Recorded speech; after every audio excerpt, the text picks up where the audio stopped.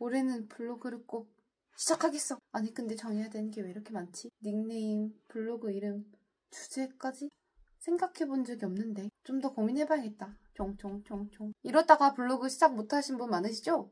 저도 그랬습니다. 오늘은 블로그를 시작하려고 하는데 주제 때문에 고민되시는 분들을 위해서 영상을 준비해봤어요. 오늘 영상은 어떤 댓글 덕분에 시작했습니다.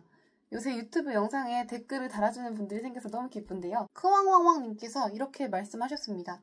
동글님, 처음에는 잡블로그로 시작해도 되나요? 카테고리 만들려니까 여기서 또 막히는데 일단 이것저것 다 건드려 보려니까 카테고리가 너무 많아질 것 같아서요. 이것도 팁 풀어주실 수 있나요? 라고 하셨습니다. 너무나 반가운 질문입니다. 왜냐하면 저도 잡블로그로 시작해서 대중음악 인플루언서로 살다가 지금은 테크 블로그를 하고 있거든요. 그 과정에서 주제 고민을 정말 많이 했고 진짜 자기 전에도 산책하면서도 계속 고민했습니다. 저 같은 경우 주제를 정하기가 정말 어려웠어요. 왜냐면 저는 블로그가 좋은 거지 블로그를 통해서 특정 주제 이야기를 하고 싶은 게 아니었거든요. 제가 음악을 좋아했으면 음악 악기를 계속 배우지 블로그를 하진 않았을 것 같아요. 전문성 있는 블로그가 되어서 돈 벌려면 특정 주제로 키우는 게 좋죠. 그건 아는데 사실 그게 맞는 사람들이 별로 많지는 않는 것 같아요. 이런 분들은 주제가 확실하죠.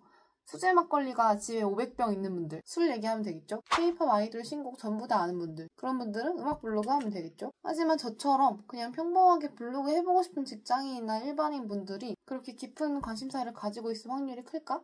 저는 잘 모르겠습니다. 그래서 하고 싶은 말은 블로그 만들 때 나오는 그 카테고리 선택창 있죠? 그거 그냥 아무거나 누르고 넘어가셔도 괜찮아요. 블로그 처음 시작한 수준에서는 별 의미가 없습니다. 또 주제라고 하면은 블로그 카테고리를 생각하실 텐데요. 포스팅 카테고리 있죠. 이것도 쓰고 싶은 말 쓰다면은 맛집, 카페, 여행, 음악 등등 되게 많아지잖아요. 카테고리 많아져도 괜찮습니다. 처음에는 일단 글 쓰시면 돼요. 왜냐하면 블로그를 시작하고 그냥 1년 꾸준히 하시는 분 자체가 적어요. 주제를 제대로 정하는 것보다 일단 시작하는 게 중요한 이유. 제가 스레드에서 이런 글을 봤습니다. 제대로 준비 안 하고 시작하면 망한다. 수익 구조가 있고 그 다음에 콘텐츠와 채널이 있어야 한다. 타겟층에게 어떤 콘텐츠를 전달할지 기획이 된 상태에서 시작해야 한다. 안 그러면 소중한 휴식 시간에 힘들게 콘텐츠만 만들고 얻는 것은 없고 망한다. 그런 얘기였습니다. 이게 틀린 건 아니거든요. 근데 시작을 해야 망하든가 말든가 하지 않을까요? 제대로 해야 한다고 시작을 안 하면 망할 수도 없고 실력을 키울 수도 없고 뭐 죽도 안 되고 밥도 안 되고 그런 거죠. 원래 직업이 마케터거나 다른 사람들의 영업을 돕는 역할이거나 그러면 기획이 필요합니다. 근데 우리처럼 블로그로 자기 채널을 처음 만드신 분들, 다른 SNS도 안 해보신 분들은 일단 무조건 시작을 하고 지속하는 게 중요합니다. 자, 그러면 오케이, 시작하고 지속하는 것이 중요하다. 그런데 왜 처음 시작하는 채널로 블로그가 좋을까요? 블로그는 유튜브나 릴스 같은 것보다 확실히 시간이 좀 덜 듭니다. 영상은 편집을 해야 하잖아요. 찍고, 구상하고, 찍고, 편집하고. 근데 블로그는 쓰기만 하면 됩니다. 초보자 입장에서는 하나 만드는데 시간이 덜 드는 것 같아요. 물론 영상이 잘 맞는 분들도 있겠죠. 글 쓰는 것보다 영상이 쉬우면 영상 쪽 가시면 됩니다. 짧은 영상이 잘 맞으면 요새 시대에 완전 따따봉이에요. 쇼츠로 물건 파는 거 요새 대세잖아요. 근데 그런 영상을 찍으면서도 결국 설득하는 그 논리가 중요하고 저같이 그런 감각이 없는 사람들은 글을 쓰면서 그걸 배우는 게 더 좋더라고요. 그리고 두 번째, 블로그나 유튜브나 인스타그램 같은 SNS는 주제가 정해져 있어야 채널이 크는데요. 블로그는 키우는 방식이 조금 다릅니다. 핸드폰 보다가 뭐 구독하는 상황을 생각을 해보면 이 사람 나한테 되게 도움된 정보 주는구나. 아니면 스타일이 내 스타일이다. 재밌다. 이럴 때 구독을 하잖아요. 나랑 맞는 콘텐츠를 앞으로 계속 발행할 거라는 기대가 있을 때 구독을 하는 거죠. 근데 블로그는 어떤가요?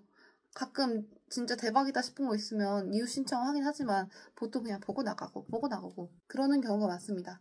그리고 특히 들어올 때 검색을 해서 들어오죠. 네이버에 어쩌고 저쩌고 후기 쳐가지고 필요한 정보만 보고 나가고 그런 케이스가 많습니다. 그래서 네이버 블로그는 이웃수가 아니라 일 방문자 수, 그게 성장의 지표예요. 물론 조작이 너무 쉽긴 한데 그것도 보통 방문자 수로 블로그 크기를 가늠합니다. 그래서 솔직히 원고료 꽤 받는 분들도 블로그는 좀 잡다한 주제로 운영하는 분들이 많아요. 자기가 돈 받는 주제 하나, 그리고 자기가 조회수를 잘 얻을 수 있는 키워드, 특히 나는 솔로 영식, 나는 솔로 누구 옷차림 뭐 이런 걸로 방문자 수를 많이 올립니다. 다른 채널도 그런지 모르겠지만 네이버 블로그는 좀 기술적 네이버 블로그는 좀 기술적으로 들어가야 돼요. 내 글을 사람들이 많이 보게 하는 방법, 그걸 익혀가지고 꾸준히 반복하면 성과가 쌓이는 것 같아요. 물론 요새는 홈피드라는 게 생겼습니다. 네이버 어플 이렇게 내리면 글들이 쭉쭉 뜨거든요. 그런 거는 인스타그램처럼 내가 좋아할 만한 콘텐츠를 많이 띄우긴 합니다. 우리같이 처음 쓰는 사람들은 주제를 아무리 열심히 정하고 자료를 조사해서 몇 시간 동안 글을 써도요, 아무 일도 안 일어납니다. 아무리 엄청난 글을 써서 올려도 내가 쓴 첫 글을 누가 잘 봐주질 않아요. 당연한 겁니다. 신민아랑 한소희 빼고. 내가 신민하거나 한소희면은 첫 글을 올려도 난리가 나겠지만 그냥 처음 시작하는 사람이 블로그에 올리면은 아무 일도 안 일어난다. 고로 내가 주제를 열심히 정하든 주제를 안 정하고 아무 말이나 쓰든 별로 사람들이 관심이 없습니다. 그러니까 주제 때문에 너무 스트레스 받지 말자. 이게 결론입니다. 자, 그러면 주제 같은 것도 안 정하고 막 시작해서 블로그를 어떻게 키우면 될까요? 제가 2023년에 블로그 처음 시작해서 2024년 말쯤에 월급만큼 벌게 됐는데요. 제가 직접 겪어온 성장 과정을 남긴 게 있습니다. 이거 보면서 제 경험을 이야기해볼게요. 여러분이랑 어떤 상황이 겹치는지 생각해보면서 들으면 재밌을 것 같아요. 1번, 어디든 글부터 써라. 블로그는 글이잖아요. 일단 어디든 나의 생각과 경험을 쓰고 정리하는 것이 중요합니다. 영화 보거나 재밌는 일을 겪으면 어디에 막 쓰고 그러고 싶지 않으셨나요? 그런 분들은 블로그랑 잘 맞는 것 같아요. 저도 블로그는 안 했지만 뭔가 일이 있으면 어디다가 늘 감상을 남기곤 했답니다. 블로그 하기 직전에는 인스타그램에 일기를 썼어요. 사진은 그냥 대충 찍고 글로 한 500자 정도 주절주절 남기는 습관이 있었습니다. 그런데 그 상태에서 유튜브에 계속 뭐가 떴어요. 블로그 체험단을 하라. 돈을 엄청 아낄 수 있다. 무시했죠. 블로그라니? 나랑은 뭔 얘기? 근데 그게 계속 뜨는 거예요. 그래서 한번 눌러봤는데 이거 들어보니까 나도 할 수 있겠는데? 이런 생각이 들었습니다. 인스타그램에 쓰던 거 그냥 블로그에 쓰기만 하면 되겠네. 여러분도 제 영상을 보면서 이 정도는 나도 하겠는데? 생각이 들면은 그때가 기회입니다. 저를 이 영상으로 우연히 만났다면 이건 운명이에요. 아무튼 그때 여행 준비하면서 특이한 일이 있었는데 인스타에 올려도 제가 친구가 없으니까 별로 반응이 없어가지고 이걸 세상 어딘가에 알리고 싶은 거예요. 이 황당무계한 일을 알려야 되는데 말할 곳이 없어서 그때 블로그를 바로 열고 시작을 했습니다. 그 다음 단계는 거의 위치 추적기처럼 내가 다녀온 거 경험한 걸 다 쓰는 단계예요. 새로 생긴 카페에 가서 감자빵 먹은 것도 쓰고 고든램지 햄버거 먹은 것도 쓰고 벚꽃축제 다녀온 것도 쓰고 여행 간 것도 쓰고 그런 식으로 다 썼습니다. 왜냐면 나가면 사진을 원래 찍잖아요. 한 장씩.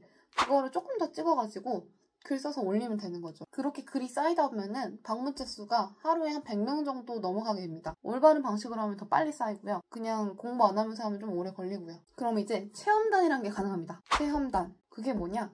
블로그를 써주는 대가로 밥 같은 거를 무상으로 먹는 거예요. 피부관리샵에 가가지고 피부관리 받고 블로그 글 쓰고 그게 더 발전되면 나중에는 숙소도 블로그로 가고 해외여행도 블로그로 가고 원고료도 받고 협찬이 되는 거죠. 근데 인플루언서가 받는 협찬이랑 초보 블로그의 체험단이랑 뭐가 다르냐면요. 사이트에 들어가서 직접 신청을 해야 합니다.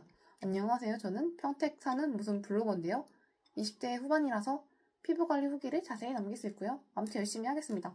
이런 식으로 글을 남기고 사장님이 뽑아주면 그때 갑니다. 그게 블로그 체험단인데요. 저처럼 월급은 적은데 한가한 사람들이 하기 딱이었죠. 그래서 그때 너무 즐겁게 블로그를 했습니다. 우리가 블로그를 하든 유튜브를 하든 시작할 때는 열정이 있는데 그게 사그라들면 그만두잖아요. 왜 지속이 안 되냐? 제가 생각을 해봤는데 살림살이에 도움이 안 돼서 그럽니다.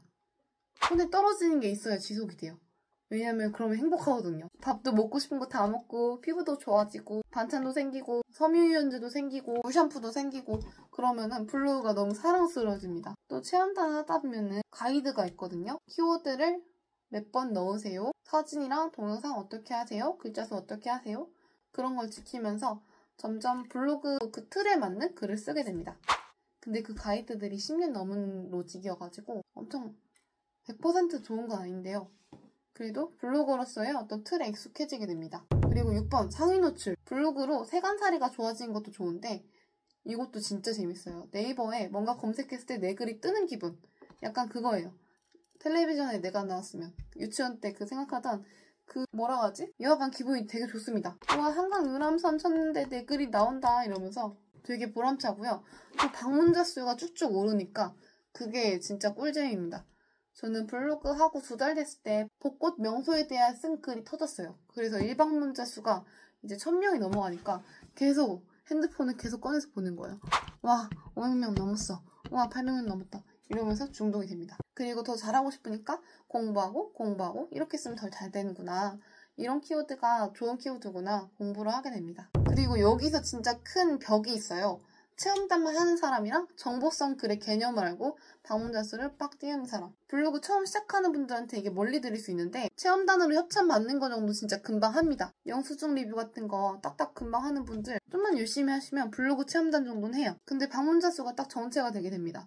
왜냐하면 협찬 받아서 쓰는 글은 내가 좋으라고 쓰는 글이지 블로그 성장에 도움이 되는 글은 따로 써야 돼요. 저는 여기서 정보성 글이라고 올렸는데요. 사람들이 관심 있어하고 많이 검색하는 글 그런 걸 써야 합니다. 예를 들어서 우리 평택에 진짜 맛있는 김치찜 집이 있거든요. 근데 아무리 거기가 맛있어도 평택 김치찜만 맨날 쓰면은 방문자 수가 안 오릅니다. 왜냐하면 평택역 근처에 있는 사람만 그걸 먹으니까. 그럼 뭘 써야 하냐? 맥도날드 신제품, 맥도날드 장난감, 스타벅스 MD, 스타벅스 벚꽃 텀블러 종류, 맘스터치 그 흑백 요리사 이벤트 메뉴 이런 거 써야 방문자 수가 오른답니다. 약간 느낌이 오시나요? 사람들의 니즈를 캐치하는 거죠. 그렇게 해서 정보성 글을 쓰다 보면은 방문자 수가 쏙쏙쏙 오릅니다. 저는 한 3,000, 4,000 이렇게 올랐었어요. 그리고 이제서야 주제에 대한 생각을 했습니다. 네이버 인플루언서가 되고 싶어졌거든요. 네이버가 특정 분야에 전문성 있는 블로그다 하고 주는 그 감투가 있습니다. 그 감투를 얻고 싶어서 주제를 뭘 해야 하나 엄청 고민을 했어요. 인플루언서가 될 수 있는 주제는 20개밖에 없거든요. 이 안에서 골라야 합니다. 여기서 내가 오래오래 재밌게 할 수 있는 주제가 뭔지 머리를 싸매고 고민을 했어요. 그렇게 고른 게 음악인 거죠. 언제 보아의 넘버원이라는 그 노래를 듣고 너무 좋아서 가사를 해석했는데 굉장히 몰입이 돼가지고 몇 시간 썼는데 시간이 어떻게 지나가는지 모를 정도로 너무 재밌게 글을 쓴 거예요. 그림도 그리고 너무 만족해서 올렸습니다. 그 글은 지금도 댓글이 달려요. 사람들이 너무 잘 봤다고 감동했다고. 그거 보면서 참 뿌듯하고 창작자로서의 보람 이런 걸 느꼈습니다. 사실 제가 블로그로 작가 하려고 막 시작한 건 아니거든요. 그냥 새감살이에 좀 도움되고 시간을 효율적으로 보내고 싶고 뭔가 성장하고 싶고 이런 것 때문에 시작했는데 그런 보람이 또 있는 거예요. 그래서 음악으로 내 길을 딱 잡고 음악글을 엄청 열심히 썼죠. 하루에 2개 이상 좋든 싫든 계속해서 영상글도 쓰고 화성학도 공부하고 그렇게 전문성을 키워 블로그 대문도 바꾸고 소개글도 바꾸고 카테고리 명도 바꾸고 엄청 노력한 결과 인플루언서에 뽑혔습니다. 너무너무 신났어요. 그렇게 열심히 하다가 뭐 어쩌고 하다가 테크로 바꿨습니다. 너무 기니까 다음에 이야기해볼게요. 그래서 지금은 원고료 받고 리뷰하고 애드포스트라고 네이버에서 주는 기본 광고를 받고 제휴 마케팅이라고 다른 업체 홍보하고 돈 받고 뭐 이런 거 다 합쳐가지고 월급 정도 벌고 있습니다. 협찬 받은 거 빼고요. 현금만. 이 정도만 되면 사실 너무 좋죠? 제가 지금 스레드랑 유튜브도 하고 있긴 한데요. 그쪽에서는 수익화를 딱히 안 하고 있거든요. 블로그로만 월급만큼 벌어도 월급이 250, 블로그가 250, 500만 원. 500만 원! 짱이죠? 2024년 말부터 그 정도 벌고 있고요. 열심히 하면 더 오르지 않을까 싶습니다. 그리고 돈 벌고 방문자 수 오르는 이런 외부적 동기도 있는데요. 실력이 늘어나는 것도 되게 보람이 찹니다. 글 쓰는 속도가 엄청 줄어들고 챗GPT 쓰는 실력도 되게 늘었고요. 지금은 블로그만 하는 데는 별로 시간이 그렇게 부담스럽게 들진 않는 것 같아요. 디지털 문맹도 하루에 30분이면 할 수 있다 뭐 이런 말 하는 게 아니고요. 굉장히 열심히 배웠고 노력해왔기 때문에 지금은 실력이 좋아져서 블로그 하는데 별로 힘들지가 않습니다. 오케이, 블로그 재밌겠네. 와, 집에 가서 블로그 바로 시작해야지. 글은 그냥 아무렇게나 쓰면 되나요? 뭐 아무렇게나 쓰면 되는데요. 그래도 이 정도는 지켜주면 좋습니다. 아니, 그런 게 있나요? 중요한 거니까 짧게라도 얘기해볼게요. 일단 글 길이. 글자 수 길이는 750자에서 2500자. 그 정도 사이면 괜찮습니다. 너무 짧으면은 그게 조금 점수가 있는데 지금 몰라도 되지만 그게 조금 안 좋게 나오고요. 3000자, 4000자 넘게 나오면 점수도 좀 안 좋게 나올 뿐만 아니라 비효율적이에요. 힘들잖아요. 블로그 글은 한 800자만 되면 된다는 거. 나중에 체험단으로 뭐 먹고 나서 쓰는 글은 1000자에서 1500자 그 정도면 됩니다. 그리고 제목을 어떻게 하면 되냐면 네이버에 뭐 검색했을 때 나오는 글 있잖아요. 그 제목들처럼 쓰면 됩니다. 물론 10년, 20년 된 고인물 블로그들은 제목에 아무 말 대잔치 해도 되는데요. 우리는 그게 안 되거든요. 제목에 특수 문자가 없습니다. 특이한 이모지 이런 것도 없습니다. 이런 제목이 좋아요. 특히 대괄호 치고 일상, 대괄호 치고 리뷰, 맛집, 평생 맛집 이런 거 안 하시면 됩니다. 이런 거 하고 싶으면은 카테고리 기능이 있거든요. 그걸로 분류를 하시면 되고요. 제목에는 굳이 이런 거 쓸 필요가 없어요. 이유가 다 있는데 설명하면 길어지니까 패스합니다. 그냥 쓰지 마라. 뭐 반점, 마침표, 느낌표, 물음표 이거 큰 따옴표까진 괜찮아요. 네이버에 검색했을 때 블로그들이 다 쓰고 있는 거면 나도 써도 되고 걔네가 다 안 쓰면은 나도 굳이? 그냥 이렇게 생각하시면 됩니다. 그리고 처음 만든 블로그는 외부 링크 있잖아요. 그거를 약간 소심하게 쓰는 게 좋습니다. 처음 시작했는데 계속 게임 초대 링크 글자 수 250자 그런 거 계속 올리면은 딱히 좋지는 않다는 거. 그러면 맛집 글부터 쓰고 싶은데 어떤 식으로 써야 될까요? 이렇게 하면 됩니다. 내가 평택 육회말 투어 갔는데 맛있었다. 그러면 지도에 육회말 투어 검색해서 리뷰 들어가서 블로그 리뷰를 보면 돼요. 여기서 내가 봤을 때 좀 잘 익히고 괜찮다 싶은 글이 있으면 그거 벤치마킹 하면 됩니다. 100개를 하는 거 아니고요. 구조랑 말투, 사진 순서 이런 거를 좀 따와가지고 비슷하게 쓰면 됩니다.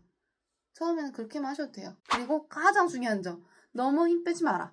글 하나 쓰는데 3시간, 4시간 걸릴 필요가 없어요. 우리는 지금 책 쓰는 게 아니고요. 아무도 안 볼 내 블로그에 첫 글을 쓰고 있습니다. 물론 아무도 안 보겠지만 나중에 추억이 됩니다. 좀 틀려도 되고 약간 엉성해도 됩니다. 우리가 매일매일 지속할 수 있을 정도면 괜찮아요.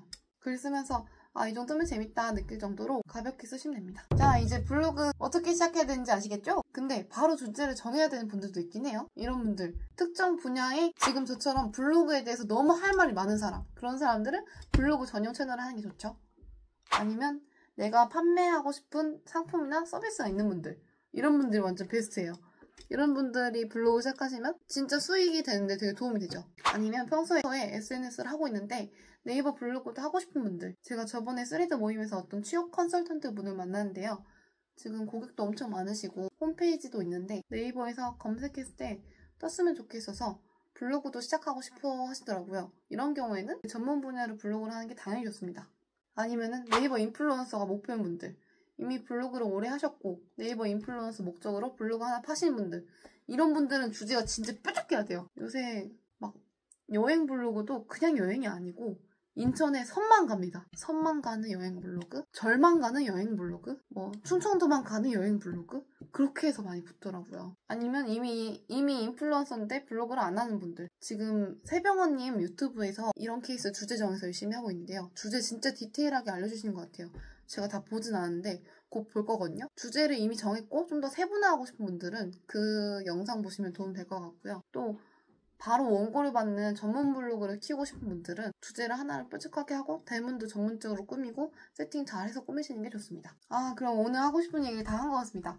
정리하자면 블로그를 할 때는 블로그를 처음 시작할 때 주제 때문에 망설여진다면 고민할 필요 없고 바로 시작해라. 제일 중요한 건 주제 정하는 게 아니라 일단 시작하는 거, 그리고 지속하는 거. 평소 망설여졌다면 바로 집에 가서 시작하시길 바래요. 하다가 궁금한 점 있으시면 댓글 꼭 남겨주시고요. 영상 보다가 불편한 점 있으면 그것도 댓글 좀 남겨주세요. 이 친구가 좀 정신 사납다고 하는 경우가 있는데 처음에 진짜 이렇게 찍어가지고 정신이 좀 없더라고요. 그래서 요새는 좀 이렇게 찍어보려고요. 그리고 블로그라는 게 저처럼 상위 노출해서 원고를 받는 블로그가 있고 자기 커리어 남기는 포트폴리오형 블로그가 있고 연예인 네카처럼 계속 올려서 돈 버는 블로그가 있고 좀 다양하거든요. 그래서 운영 방식에 따라 다 달라서 사실 하나로 퉁쳐서 말하기가 좀 어렵습니다. 제가 말한 타겟층은 블로그 처음 시작하는 사람이라는 거. 그래도 좋은 의견 있으면 댓글 남겨주시고요. 오늘도 운동 갔다 와서 바로 앉아서 영상을 찍었는데 이렇게 끝까지 봐주시니 영상 찍은 보람이 있군요.